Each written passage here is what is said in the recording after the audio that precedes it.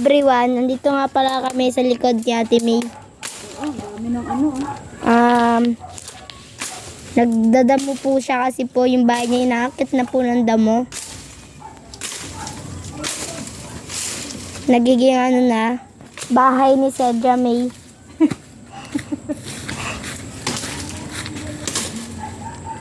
Kung naghahanap po kayo ng pwede ipagtabas, tawagan niyo lang si Ate May. Yan ang taga-video ko mga guys. Sinasre mga guys. Ayun yung tinatabas niya. May ilog dito kung gusto niyo ng pagsuswimmingan dito. Maganda dito. Ayan na mga guys. Mag-ano na kami. Nagtatabas kami kasi yung dream house ni Ate May, Yes. dinadamo na. Oo. Yung dream house ko.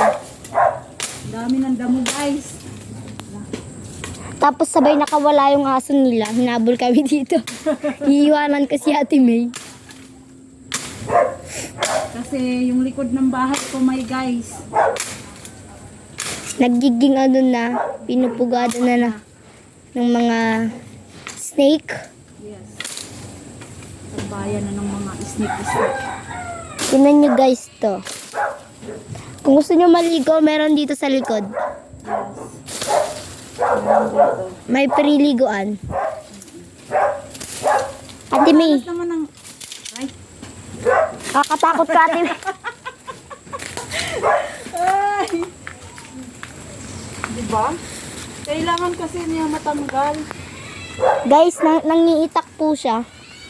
Ala! Yung pusa ko Ate Beng! So guys, ito na po. May gabi po dito. Kung gusto nyo bumili ng gabi, dito nyo po. Tawagan nyo po kami ni Ate May. Yes. Andito lang kami, naglinis sa likod ng bakuran ko. Kung gumagawa kayo ng suman or pastil, marami ditong tao ng saging.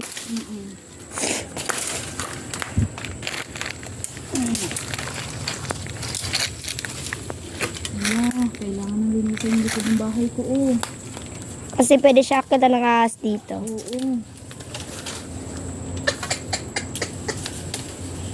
Kung naghahanap kayo ng mangpapanday, nandito si Ate May. Yes, mga may guys. Labong-labong anong damo ng bahay ko guys. Oo Tama na guys. talaga siyang... Sobrang ganda dito guys. Pwede kayo mag-rent ng bahay. Marami ding basura dito. Ano ba to? Gulay ito. Hindi ang gulay, Ate May, lason yan. Ang alam ko sitaw to eh. Sitaw. Gusto na Ate May yung bunga sitaw. Baba ko ha, tandaan mo kung saan ko nilapag. Kasi hindi na siya makuha sa ano. Itak. Kailangan na siyang baliin. Kasi parang hindi siya pupunta sa bubong ko. I think ko dun talaga kaya kailangan. Andun si Ate Beng, mapatay ng ano, Yung saging. ugat ng saging. Kasi pag di namin pinutol yun, tutubo ulit.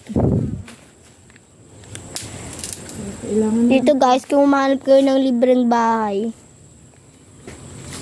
dito, Dapat may na, libreng... lagyan ko na ng trapal yan, oh. Para pag umulan, hindi mabasa si Ate Angel. Saan? Yun, oh. Babasa si Ate Angel dyan.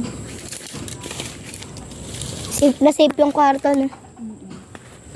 Kaya nga, kailangan ko ano ito. Kasi, ano na, punta na siya sa bubong na tree. Si Ate Beng lang makakakaya dyan. Ate Beng! Tabasin mo na to, Ate Beng. Tapos ka na ba dyan? Di namin to kaya, Ate Beng. Taga-video lang ako dito. Kailangan namin ng helping friend. Kasi para makapunta ako sa sapa, kailangan ko linisin tong daanan ko.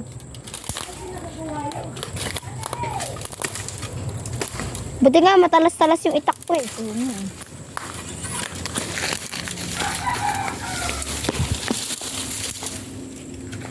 Go, Ate May. Kaya natin to. Yes. Kaya natin ito na straight. Walang hindi natin kaya na straight. May mga lumot dito eh. Maganda ito yung panggatong. Masiga.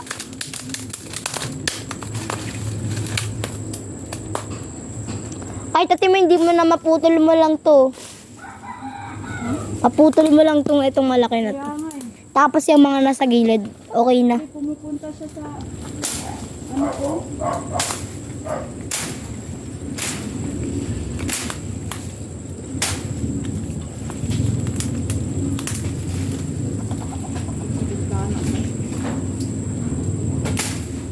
Kasi yung damo dito, oh. Ang kapal.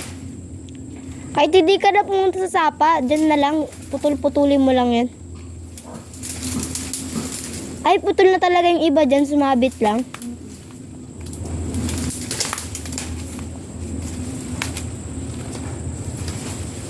Pag natanggal mo yung timay, okay na yan. Kasi yan yung cost ng pag-akit ng mga damo eh. Kaya nga eh.